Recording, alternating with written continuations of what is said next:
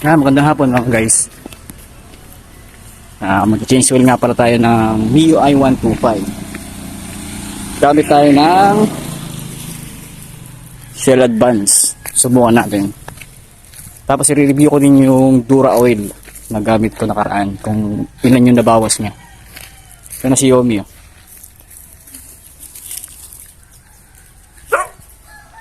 Every 1.5 ako mag-change oil. Ito nga pala yung nakaraan na ginamit ko. 1 liter na Dura oil, fully synthetic. 1 liter na nga pala siya, 1 liter. Kaya may natira pa siya na 100 ml. Yung nilagay, yung sobra na isa na 100 ml, nilagay ko sa gear oil. Para maka-menos-menos. Subukan natin kung gaano yung nabawas niya sa loob ng 1.5. Ito naman yung Shell Advance. Synthetic base siya. Mura lang din ito sa online. Nasa 164 pesos. 800 ml lang siya, pang sakto lang sa mga scooter. Sa Kingswing nga pala, kailangan natin ng 12 mm na close range. Ito yung turniling niya. Kailangan din natin ng salaan.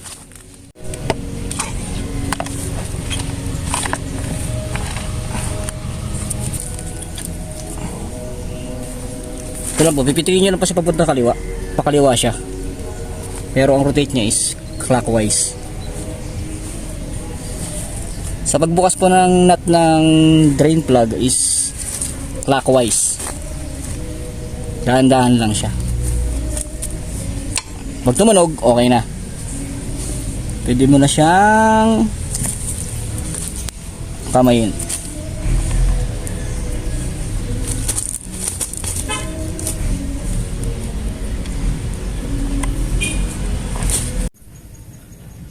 Ang siya, pakitim na.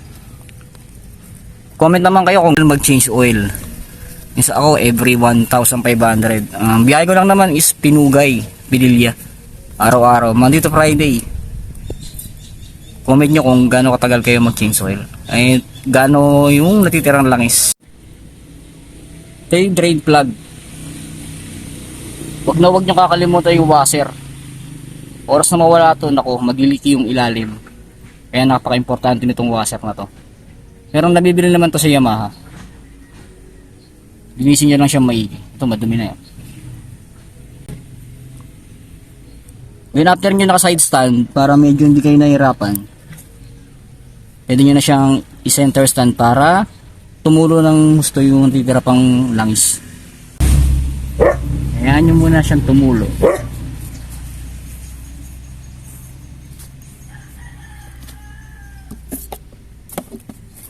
Ang review ko naman dito, okay naman siya. Kaso nga lang, pag medyo 1,000 kilometers na, medyo magaspang na yung ano ng makina. Para bang madumi na kagad siya. I-check natin kung gaano kadami yung nabawas sa loob ng 1,500. Flex ko muna si Pikel. Pikel! Ngayon siya. Maulan po kasi dito eh. Ito yung alaga kong bully na parang askal. Open naman natin yung dipstick. Gamit tayo ng kalawangin na plies. May tip kasi siya eh. Yan. Pa-clockwise naman yung pagbubukas niya.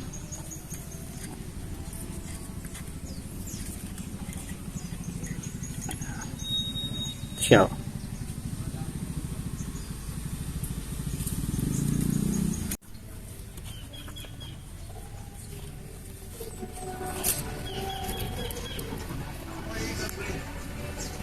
Ayan siya, malinis na siya. Yan, after na wala nang tumutulo, pwede natin punasan yung pinakailalim na butas para balik natin yung drain plug. After na, pwede natin lagay yung drain plug. Ayusin lang natin kung paano natin inalis, ganoon natin ibabalik. Una, pakamay lang na muna natin. Ikutin natin ng pakamay hanggang sa lumapat siya. Kasi karamihan dito nagbibilog pag pinupuwersa. Ayan, okay na. Then 12 mm na close range. Counterclockwise.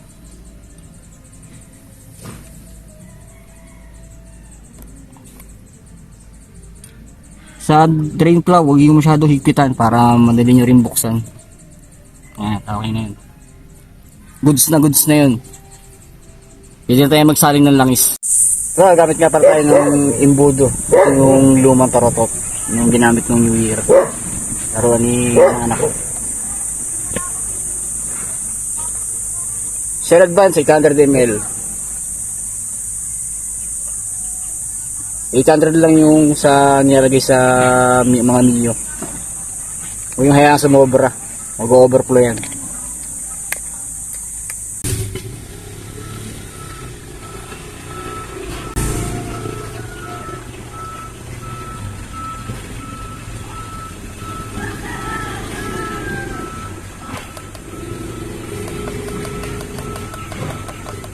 Then after natin masalin yung langis, okay na yung langis natin.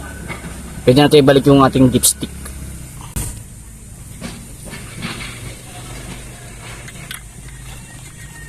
Para may sarado clockwise, pakamay mo lang muna hanggang medyo mahigpit na. Then gamit ito tayo ng plies, saglit lang. Konting pihit lang. Ayan. Goods na yan.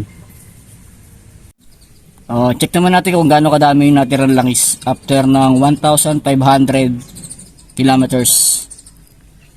Ito yung Dura oil. Mura lang siya, 140 plus lang sa online. Kaya sinubukan ko.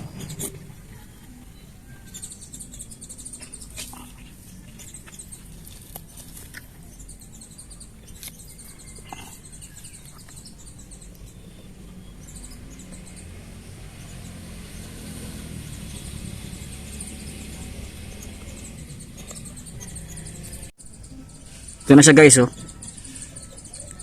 500 natira. Almost 300 ml yung nakain sa loob ng 1,500 kilometers. Siguro nga talaga sakit ng M3 yung pagkain ng langis. O depende rin talaga sa